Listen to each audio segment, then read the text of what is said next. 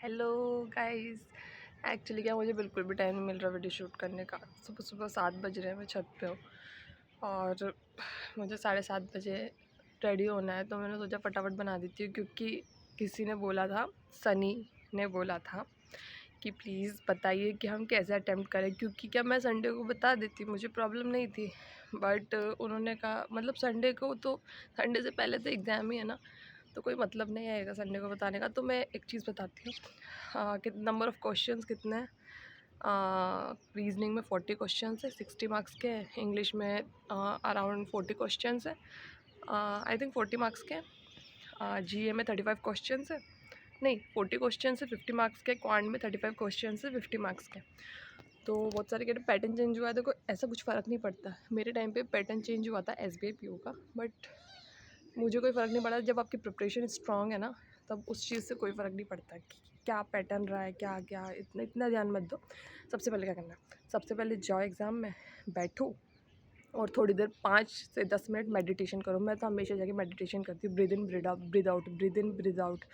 तो इसमें क्या होता है, ब्रीद इन तो अपने नोज़ से करना होता है एंड ब्रीद आउट अपने माउथ से करना होता है। तो वहाँ जाके सबसे पहले मेडिटेशन करो, किसी से कोई बात नहीं करनी, बहुत जैसे रिलैक्स काम हो जाओगे, आप पैनिक नहीं करोगे, बिल्कुल भी नहीं करोगे। निमिषा बंसल मैम हमेशा कहती है कि वहाँ जाके मेडिटेशन करो हमेशा 5 मिनट, तो आपको अच्छा फ़ील होता है। फिर उसके बाद आपको क्या करना है, आपके सामने स्क्रीन है, एग्ज़ाम स्टार्ट हो गया। अब आपको क्या करना है, जो भी एग्ज़ाम स्टार्ट हो सबसे पहले, कुछ भी आए चाहे कितना भी ईजी है, मत करना। पहले जाके 1 से 2 मिनट जाके पूरी वीडियो को देखो अच्छे से, कि उस आई मीन सॉरी, पूरे क्वेश्चन पेपर को पूरा अच्छे से देखिए, अच्छे से देखिए।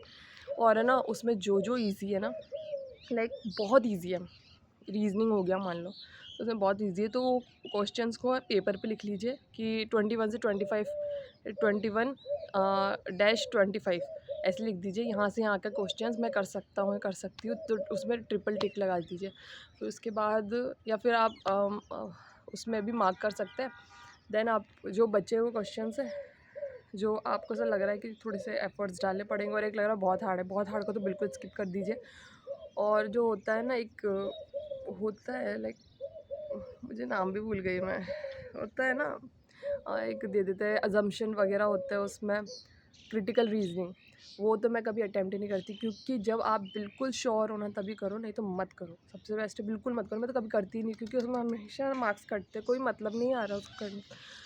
तो आप पजल से कभी स्टार्ट मत करना, मिसलीनियस करो, सारी मिसलीनियस कर डालो, चाहे 1 नंबर की भी क्यों ना। आप सोच रहे हो कि यार पजल्स कर लेते तो 5 नंबर बन जाते, अरे इतना मत सोचो, पहले मिसलीनियस करो, फिर वो पजल्स के चक्कर में अटके तो मिसलीनियस भी जाएगी हाथ से।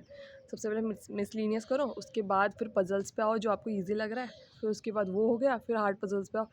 तो आपको 20 to 25 क्वेश्चन अटैम्प्ट करने हैं रीजनिंग में, और ये हो जाता है, बहुत ईजी होता है। 25 तो मैंने कर डाले था अटैम्प्ट, नहीं बहुत इजी पेपर आता है IBPS क्लर्क मेंस का, ऐसा कोई हार्ड नहीं होता, इतना बिल्कुल स्ट्रेस नहीं लेने का।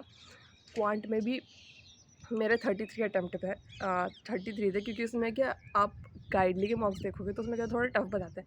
वहाँ पे सिंप्लीफिकेशन के क्वेश्चंस आए थे, क्वाड्रेटिक के क्वेश्चंस आए थे, तो बहुत ज़्यादा ईजी था, मतलब ईजी था। मैं तो, अब मैं क्या पेन पेपर नहीं उठाती, जब मेरे पास सिंप्लीफिकेशन क्वेश्चंस होते तो मैं पेन पेपर का यूज़ नहीं करती, तो माइंड में सॉल्व कर लेती हूँ। क्वाड्रेटिक का भी सेम ऐसा है, उसको आप उसके कुछ कुछ वो जो डिजिट्स होती है वो रिपीट होती है, तो उसको इतने क्वेश्चंस कर जाइए आप, 50 से 100 क्वेश्चंस कर लीजिए क्वाड्रेटिक के, आप वहाँ बना लेंगे बिना पेन पेपर उठाए।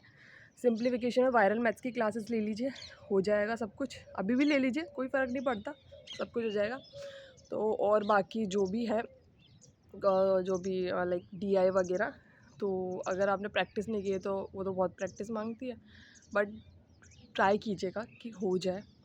और जो इजी लगे पहले एक बार देख लीजिए, हाँ मुझसे बन पा रही, क्योंकि क्या होता है कि बीच में जाके अटका देती कई बार, जो इनपुट आउटपुट में रीजनिंग में वैसे लगता है कि 4 स्टेप तक कितना इजी मैं कर लेता हूँ, लेकिन ऐसे नहीं, पहले पूरी स्टेप्स बनाओ आप अपने माइंड में, देन स्टार्ट करो। मैं एक बार 4th स्टेप पर अटक गई थी, मेरा 15 से 20 मिनट गया।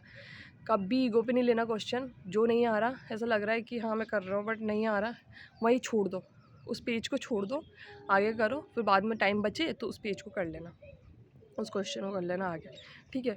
और इंग्लिश में तो ये है कि आप श्योर हो तो कर लो, करो इंग्लिश में, लेकिन अगर आप नहीं हो श्योर तो मत करो।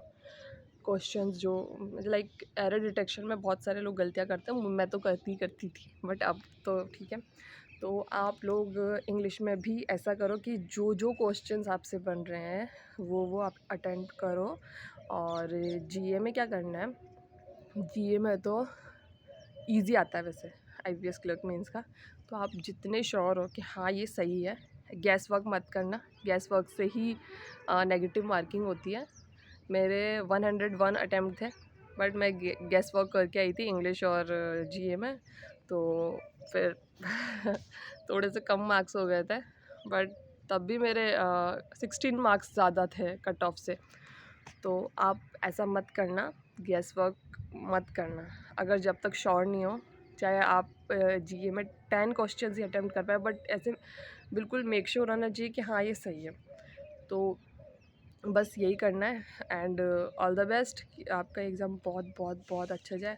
और सबसे बेस्ट चीज़ है कि अपने ऊपर इतना कॉन्फिडेंस रखो कि आप सब कुछ कर सकते हो वहाँ जाके।